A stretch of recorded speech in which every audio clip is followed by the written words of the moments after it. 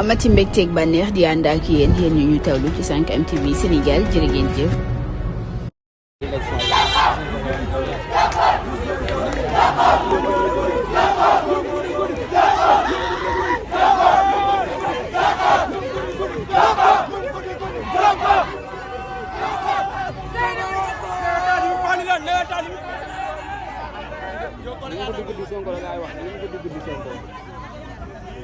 ambiance bi fi am jéggi na dayo ambiance bi am jéggi na dayo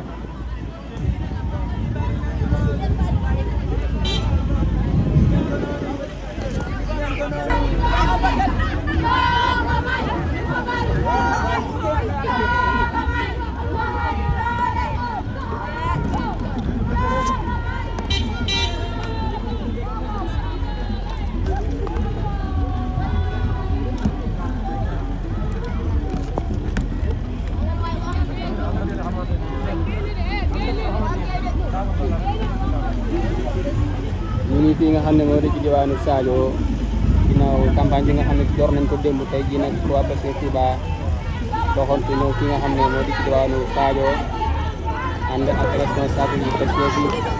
moom ki nga xam ne moo di honorable député Cheikh Thioro Mbacké ak ki nga xam ne moo di Soxna Fatou Diop ak Serigne Assane Mbacké ak Madiaw Faye ak yenn ci responsable Pastef yi nga xam ne ñoo nekkee ci département Mbacké bi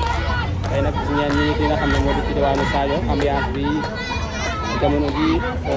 ku nekk mi ngi feeñal sa mbégte ndaw yeeg mag ñi ñëpp ku nekk mi ngi feeñal sa mbégte ci ki nga xam ne Ousmane Sonko di wax ne ndam rek la ñuy wax jamono ji waaye itam nekk fi nga xam ne moo di diwaanu Sadio ku ne xam ne ne Diomaye Faye moom def na fi lu nekk liggéey na fi liggéey bu am solo ba tax ñoom ñu gëm ko loolu ñoom ndawi Sadio ba tax ñu naan ko Diomaye moo bëri doole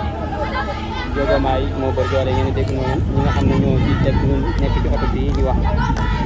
mu di xale yu jigéen yeeg yu góor yi naan Diomaye moo bëri doole kon ñi ngi fas yéene dugg fi nga xam ne moo di ci biir Sadio dem li nga xam ne fa nga xam ne fa lañ war a taxaw ngir amal li nga xam ne moo ci meeting bi bokk internet bi nga xam ne ñu topp ci chaîne bi di 5M TV Sénégal yéen a ngi ànd ak ñun en direct seen ko noonu mu di campagne bi nga xam ne waa Pastef Touba commencé nañ ko démb Mbacké waaye tey nag